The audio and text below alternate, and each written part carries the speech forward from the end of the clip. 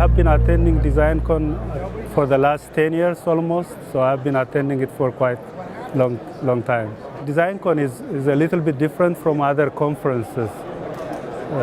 The first thing is there are many tutorials available for beginners. My presentation was based on the design and analysis of high-speed system that uses silicon interposer.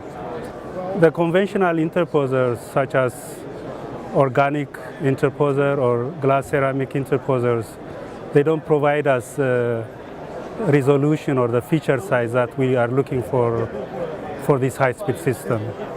Most of our system require higher bandwidth, so we need to have a very fine resolution in terms of wiring these different dies together.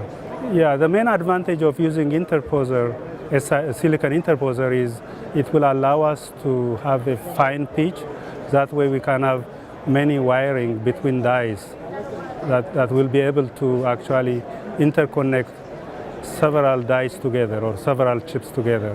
Right now, silicon interposer is not a mainstream system, so there is no well-defined procedure, but in many cases, the group that designs processors, they have to design that and they deliver it to packaging house where it will be assembled.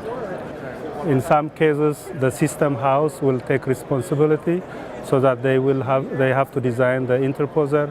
In other cases, the die manufacturing, the chip house, will be responsible. In that case, they will integrate the die with the interposer before they deliver it to the system house.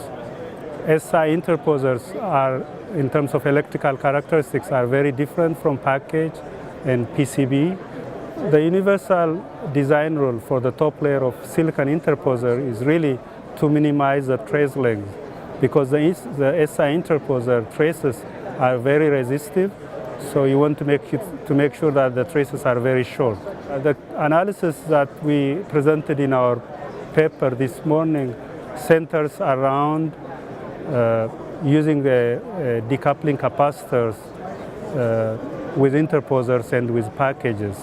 Depending on the design rule of SI interposer, on interposer decaps can be very effective when compared to package decaps.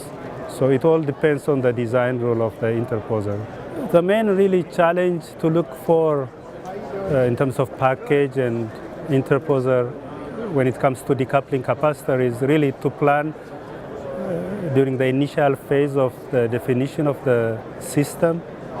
For example, when you define the stack up of the package or interposer, to keep in mind the requirement.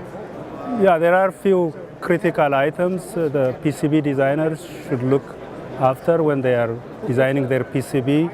If we start from signal traces, they always have to make sure that the signal trace impedance is a target value. Those types of things have to be addressed by defining the stack up of the PCB. And when it comes to power plane, one of the big concerns that we have is the traces shouldn't cross over a power plane that has a split. So to make sure that those are well taken care of.